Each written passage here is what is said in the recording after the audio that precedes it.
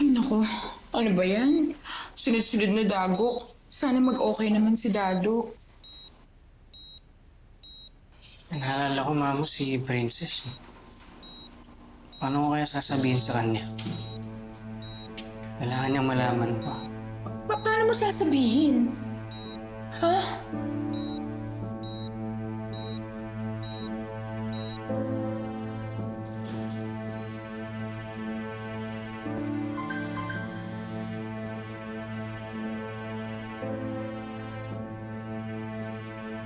Itikom mo yung bibig mo. Huwag mo kong pilitin na gawan pa ng masama ang anak mo. Magtino ka!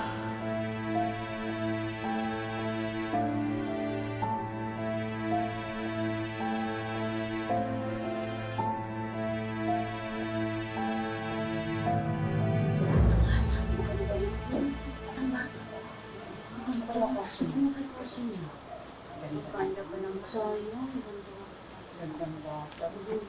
Princess. Kosa.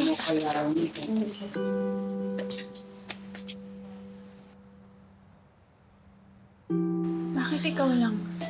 Si tatay. May nangyari kasi. Nangyari? Kay tatay? Natumba na naman siya dahil sa sakit niya. Tinatake siya. Nasa ospital siya ngayon.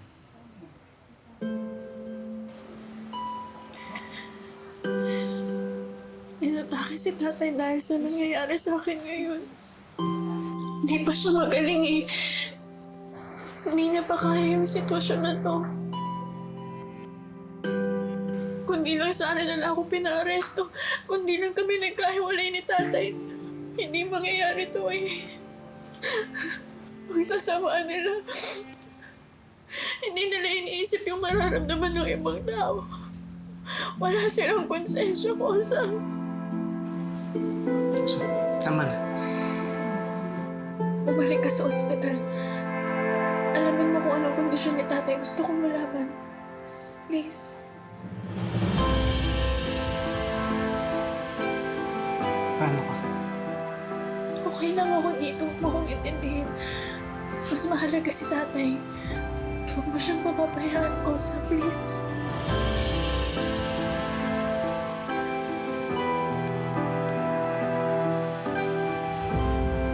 Makamusta po ang lagi ni Mang Dad? Hindi ko nakausap yung doktor nung umalis ako ng ospital. Nga pala ma, nasaan si Princess? Inaresto na siya ng mga pulis sa salang kidnapping. Nakakulong na siya ngayon, anak. Ano ma? Ma, walang kinalaman dito si Princess. Hindi ba ma, sabi mo may gagawin kang paraan? Ma, Anak.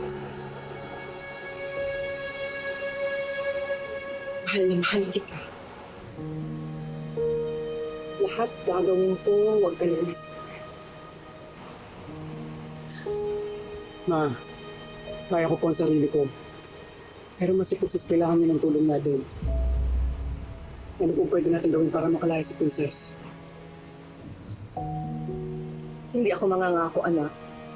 Pero kikilos ako sa abot ng makakaya ko. Basta, pasigurado ko lang na ligtas ka sa kapahamakan.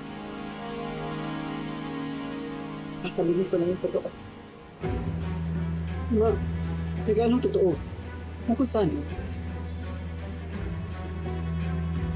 Darating ang panahon, maliliwanagan ka rin. Nak, nakulong ako ng mahabang panahon at nangulila ako sa'yo. Ngayon, kapwa na tayong malaya, pero nakakulong pa rin ako sa kasalanan ko noon.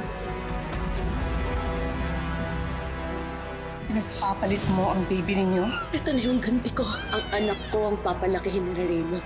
Mabubuhay siyang mamahalin ng maling bata. Gusto ko nang lumaya, anak. Gusto ko nang itama ang mali. Kailangan gumawa ako ng plano. Kailangan may plano ako para masiguradong hindi ka madadamay, anak. Ma, baka may matulog po ako. Trust me. Ay, hindi, anak. Hayaan mo akong umayos dito. Basta, tutulungan natin si Princess. Ayun ang panghawakan mo, anak.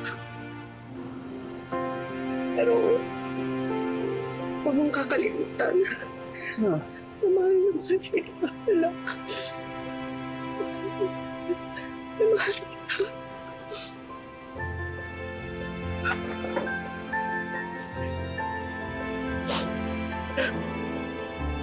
mahal ko rin kayo, ma.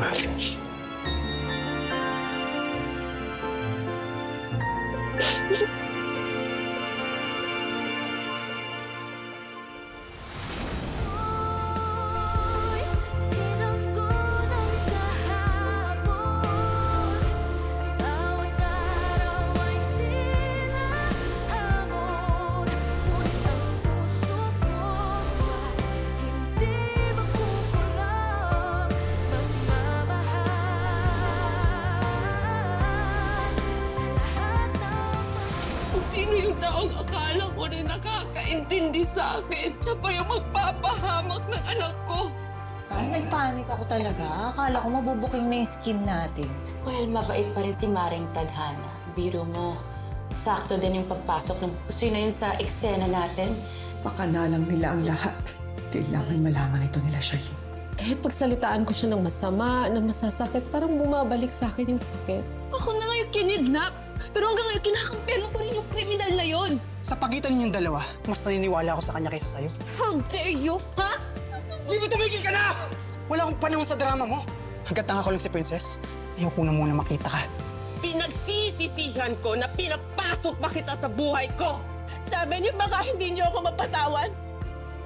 Paano kapag may nangyaring masama sa tatay ko? Baka kayo nilibyang hindi ko mapatawad! Kayo yung sisingilin ko!